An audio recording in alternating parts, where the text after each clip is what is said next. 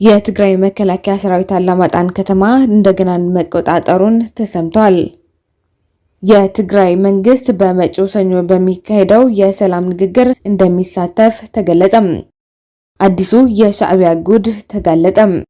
የሶማሌ ክልል ታላቋ ሶማሊያን እንደሚቀላቀል አንድ ከፍተኛ የሶማሊያ ባለስልጣን አሳወቁ። የአፍሪካ ህብረት የጸጥታ ምክር ቤት በኢትዮጵያ ጉዳይ መምከሩና የተመድ የጸጥታ ምክር ቤት በበኩሉ በትናንትናው ምሽት ላይ በዝግ መምከሩን ተሰምቷል። የእነዚህና ሌሎች ዝርዝር ዜናዎች እናሰማችኋለን። መልካም ቆይታ።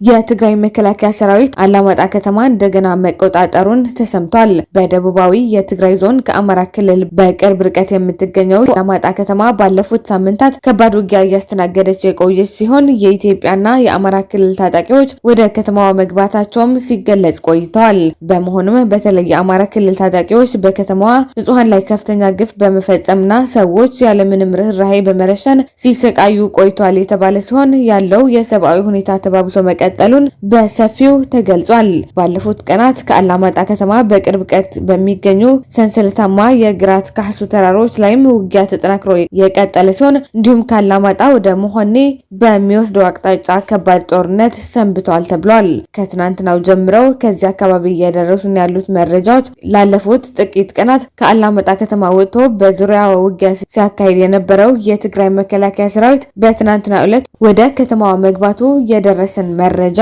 አመላክቷል። ይህ በእንዲህ እንዳለ የትግራይ መንግስት በመጪው ሰኞ በሚካሄደው የሰላም ንግግር እንደሚሳተፍ ተገለጸ።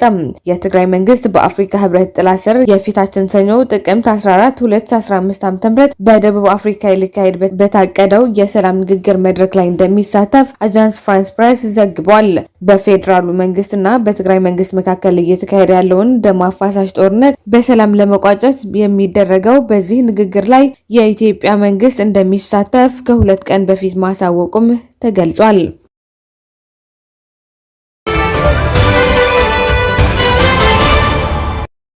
አዲሱ የሻዕቢያ ጉድ ተጋለጠ። በዚህ ሁለት ቀናት አዲስ ቪዲዮ በዛሀበሻ የተባለ የኢትዮጵያ ሚዲያ የተሰራጨው የኢትዮጵያ ወታደሮች ከተማረኩ በኋላ በትግራይ ኃይሎች ይገደላሉ የሚለው ፍጹም ሐሰት መሆኑ ተገለጸ።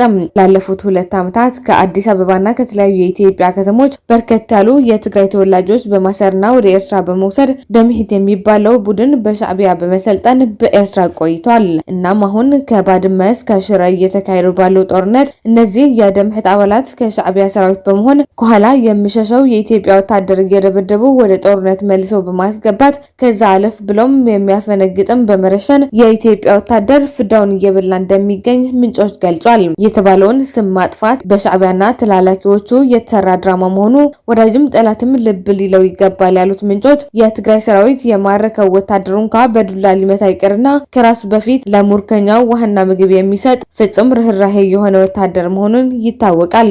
በሱና ህዝቡ የሚፈጸመው በደል በሌላ እንዳይደርስ የሚፈልግ ሰራዊት በመሆኑ የተለያየ ግፍ በህዝቦች የፈጸሙ ምርኮኞች በእጁ ላይ በሰላም እስካሁን እያኖረ ያለው በስርዓት የሚገዛና ጨዋ ሰራዊት መሆኑን ማስረጃ አያስፈልገውም ተባለም።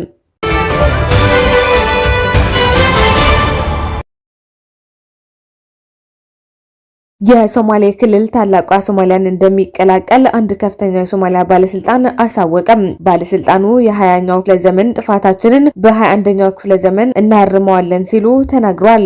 የጎረቤት ሀገር ሶማሊያ ጠቅላይ ሚኒስትር በጅጅጋ ያደረጉት ጉብኝትና ከሶማሌ ክልል ፕሬዝዳንት አቶ ሙስጠፌ መሐመድ ጋር ያደረጉት ሚስጥራዊ ምክክርን ተከትሎ የጠቅላይ ሚኒስትር ሐምዛ አብዲ ከፍተኛ አማካሪ አህመድ መሐመድ አሊ የሶማሌ ታላቅ ሶማሊያን እንደሚቀላቀል በማህበራዊ ትስስር ገጻቸው ባወጡት ጽሑፍ ላይ ገልጸዋል። ከፍተኛ አማካሪው አህመድ መሐመድ አሊ በትዊተር ገጻቸው ላይ ጊዜያችን ደርሷል፣ የሶማሊያ ግዛቶች ሁሉ ይህንን ሰማያዊ ባንዲራ ያውለበልባሉ፣ የ20ኛው ክፍለ ዘመን ክስተቶች የሚያስተካክሉበት በ21ኛው ክፍለ ዘመን ክስተቶች ናቸው በሚል በገጻቸው በግልጽ አስፍረዋል።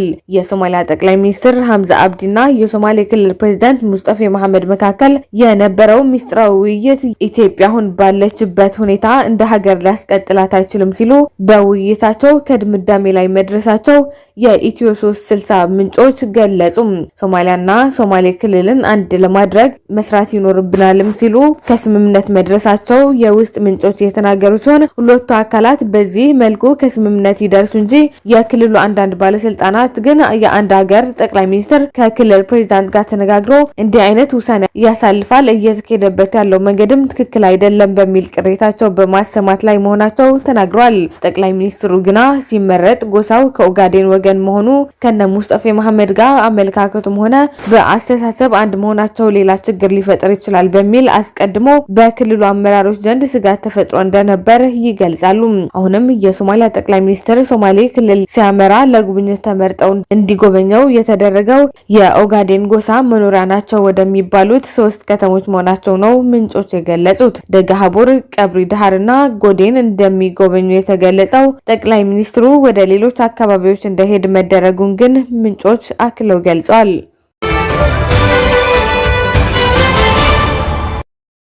የአፍሪካ ህብረት የጸጥታ ምክር ቤት በኢትዮጵያ ጉዳይ መምከሩና የተመድ የጸጥታ ምክር ቤት በበኩሉ በትናንትናው ምሽት ላይ በዝግ መምከሩን ተሰምቷል።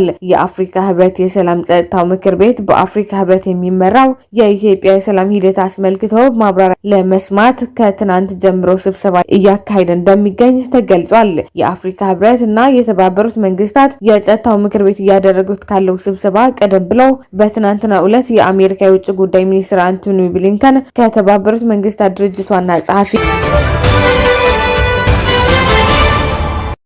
በትግራይ ሰሞኑን ወራሪዎች እያካሄዱት ባሉት ወረራዎች ከዚህ በፊት ያልታዩ የከፉ ሰብአዊ መብት ጥሰቶች ሊከሰቱ እንደሚችል ማርቲን ፕላውት ገለጹ።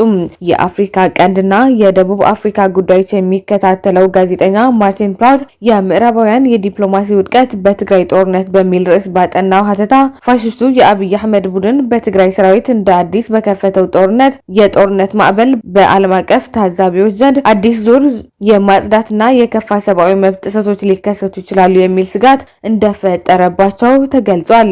የተባበሩት መንግስታት ዋና ጸሐፊ አንቶኒዮ ጉተሬዝ በዚህ ሳምንት በሰጡት መግለጫም በኢትዮጵያ ያለው ሁኔታ ከቁጥጥር ውጭ እየሆነ መጥቷል፣ ማህበራዊ መስተጋብሮች ተበጣጥሰዋል፣ በዚህም ሰላማውያን ዜጎች አስደንጋጭ ዋጋ እየከፈሉ ናቸው ማለታቸው ያስታወሰው ሀተታው ማክሰኞ ዕለት ፋሽስቱ የአብይ አህመድ ቡድን ሽረ ከተማን እንድትቆጣጠረ ያስነገረ ቢሆንም ብርቱ ተፋላሚው የትግራይ ሰራዊት ምናልባትም ጊዜያዊ የማፈግፈግ ስልት ተጠቅሞ በመጪው ቀናት ወይም ሳምንት ውስጥ መልሶ ማጥቃት ሊጀምር እንደሚችል ግምቱ አስቀምጧል። አደገኛው ይላል የኢንተርናሽናል ክራይሲስ ግሩፕ የኢትዮጵያ ጉዳዮች ተንታኙ ዊሊያም ዴቪሰን። አደገኛው ነገር ግዙፍ መጠን ያለው የትግራይ ሰራዊት ጥምር ወራሪ ኃይሎችን መመከቱን አጠናክሮ ከቀጠለ የኢትዮጵያና ኤርትራ ወታደሮች ይህንን የምከታ መንፈስን ለማስከበር ሲሉ ሰላማውያን ዜጎች ሊጨፈጭፉ ይችላሉ። ሁኔታው አስፈሪ ነው ሲል ገልጸውታል። ትግራይ በዓለማችን አስከፊ በሚባል ጦርነት እያስተናገደች ቢሆንም የዓለም አቀፍ ትኩረት በሩሲያና ዩክሬን ጦርነት ላይ በማነጣጠሩ ምክንያት ግን የትግራይ ጦርነት በሰፊው ተዘግቷል የሚለው ማርቲን ፕላውት ሀተታም ከጥቅምት ወር 2013 ዓ.ም የጀመረው አስከፊ ሰብአዊ ቀውስ ከ5 ሚሊዮን በላይ ህዝብ ለረሃብ አጋልጦታል ሲል ገልጿል። በከበባው ምክንያት ትግራይ ከተቀረው ዓለም ተቆራርጣለች። ፋሽስቱ የአብይ አህመድ ቡድን በመሰረታዊ አገልግሎቶችና ሸቀጦች ላይ በጣለው ክልከላ ምክንያት ሰላማውያን ዜጎች ምግብ፣ መድኃኒት፣ የባንክና የስልክ አገልግሎት ማግኘት አልቻሉም።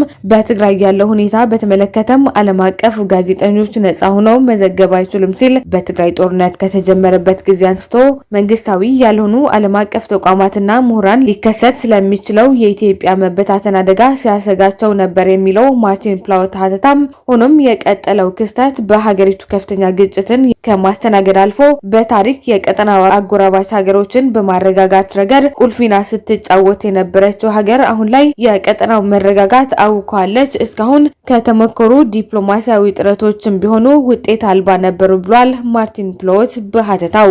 በቅርቡ የተቀረው ዓለምን ጫካ በማለት የወረፉት የአውሮፓ ህብረት ከፍተኛ ዲፕሎማት ጆሴፍ ቦሬል ስለ ጦርነቱ እስካሁን ያልተሰማ ግልጽ ትችትን ሰንዝረዋል። በተደጋጋሚ ፋሽስቱ የአብይ አህመድ ቡድን ሲያጣጥሉ ተሰምቷል የሚለው ሀተታው ይሁንና ከብራስለስ የተሰማው የጆሴፍ ቦሬል የዲፕሎማሲ ድምጽ አንዳንድ የአውሮፓ ህብረት ባለስልጣናት ባለስልጣናት አላስደሰተንም፣ ምክንያቱም በፋሽስት ቡድን በኩል ለህወሓት ታዳላላችሁ የሚል ምልከታ እየፈጠረ ጥረታችን ከንቱ እያደረገብን ነው በማለት ወቀሳቸውን ያሰማሉ ሲል ማርቲን ፕሎት በሀተታው ላይ አመላክቷል።